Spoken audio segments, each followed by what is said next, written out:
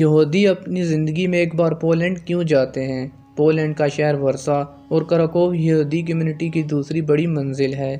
یہ ان دو شہروں کی سیاحت ضرور کرتے ہیں، جس کی وجہ یہودیوں کی تاریخ اور ان کا ماضی ہے۔ 1949 تک دنیا میں سب سے زیادہ یہودی پولینڈ میں رہتے تھے۔ پولینڈ میں ان کی تعداد 35 لاکھ تھی۔ ہٹلر نے ستمبر 1947 میں پولینڈ پر قبضہ کیا اور پولینڈ میں موجود یہودیوں کی نسل کشی شروع کر دی۔ ورسا اور کراکوو ہٹلر کی توجہ کے خصوصی مراکز تھے۔ ورسا شہر کی آبادی اس وقت 11 لاکھ تھی، جس میں 4 لاکھ کے قریب یہودی تھے۔ جرمنوں نے پولینڈ پر قابض ہونے کے بعد یہودیوں کے لیے لازم قرار دے دیا کہ یہ اپنے گھروں، دکانوں پر سائن آف ڈیوڈ بنائیں گے، جو کہ یہودیوں کی خصوصی نشانی ہے۔ یہ وہ ستارہ ہے جو یہودی کمپنیوں کے لیٹر ہیڈ یا اسرائیلی پرچم پر ہم دیکھتے ہیں۔ جرمنوں کے اس حکم کے بعد ورسا اور کراکوو کے یہودی اپنی جائیدادوں پر سائن آف ڈیوڈ لگانے پر مجبور ہو گئے تھے۔ انہیں اپنے بازوؤں اور کپڑوں پر بھی یہ نشان لگانے کا حکم دے دیا گیا تھا۔ یوں پولینڈ کے تمام یہودی جرمنوں کی نظر میں آ گئے۔ ہٹلر نے اس دن کے بعد ان یہودیوں کی مدد سے ورسا شہر میں 9 فٹ اونچی، 2 فٹ چوڑی اور 15 کلومیٹر لمبی دیوار بنوائی۔ اس دیوار پر شیشے کے ٹکڑے لگا کر اسے ناقابل عبور بنا دیا اور اس کے بعد ورسا کے تقریباً 4 لاکھ یہودیوں کے اس دیوار کے پیچھے قید کر دیا۔ اب یہ لوگ اپنے ہی شہر میں قیدی بن گئے۔ یہ اس وقت ورسا کی 1/3 آبادی تھے، لیکن یہ 1/3 لوگ تیزی سے مرنے لگے۔ انسان کو زندہ رہنے کے لیے خوراک کی ضرورت ہوتی ہے، جو انہیں انتہائی کم دی جاتی، جس کی وجہ سے 1 لاکھ لوگ خوراک کی کمی کی وجہ سے ہلاک ہو گئے۔ باقی مختلف امراض کا شکار ہونے لگے۔ ہٹلر نے پولینڈ، آسٹریا اور جرمنی میں یہودیوں کے خصوصی کیمپ بھی بنا دیے۔ یہ لوگ ان کیمپوں میں شفٹ کر دیے گئے۔ وہاں گیس کے چیمبرز اور بجلی کی پٹیاں تھیں۔ یہودیوں کو 2-2 ہزار کی تعداد میں ان چیمبرز میں کھڑا کیا جاتا تھا۔ گیس کے سلنڈر اور کنٹینرز کھولے جاتے تھے۔ یہ لوگ چند لمحوں میں اپنی زندگی سے ہاتھ دھو بیٹھتے۔ بعد ازاں ان لوگوں کی لاشیں ان بٹیوں میں جلا دی جاتی تھیں۔ یہ لوگ جس دن گیس چیمبرز میں قتل کیے جاتے تھے اور ان کی لاشیں جلائی جاتی تھیں، اس دن پورے کیمپ میں جلائے جانے والوں کی بدبو پھیل جاتی تھی۔ ان لوگوں کو خصوصی ڈریس پہنایا جاتا تھا۔ اس خانے کو 70 سال سے زائد کا عرصہ ہو چکا ہے۔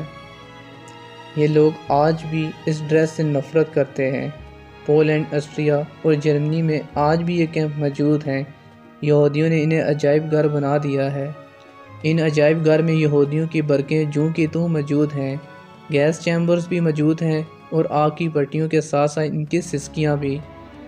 ان کیمپوں میں آج بھی دل دہلا دینے والی تصویریں اور فلمیں موجود ہیں۔ ہٹلر کے دور میں پولینڈ کے 35 لاکھ یہودیوں میں سے 20 لاکھ مار دیے گئے۔ ورسا شہر میں 3 لاکھ یہودی قتل کر دیے گئے۔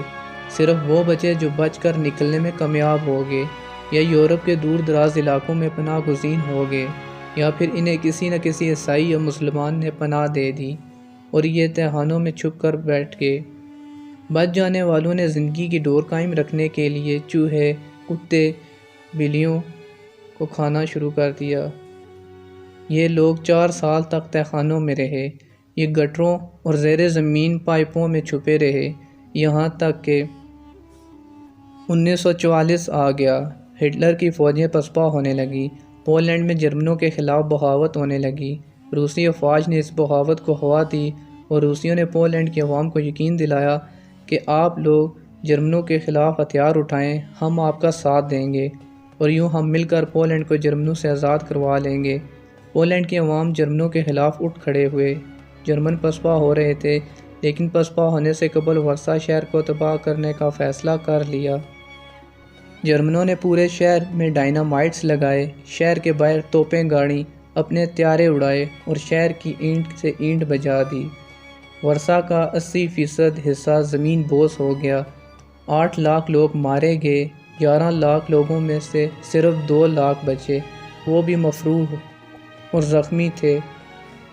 پولینڈ آزاد ہوا۔ ورسا نئی طاقت کے ساتھ سامنے آیا۔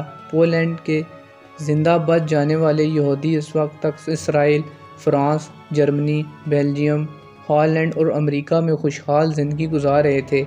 یہ لوگ ایک ایک کر کے پولینڈ آنے لگے اور یہاں زمینیں، فیکٹریاں اور جائیدادیں خریدتے چلے گئے۔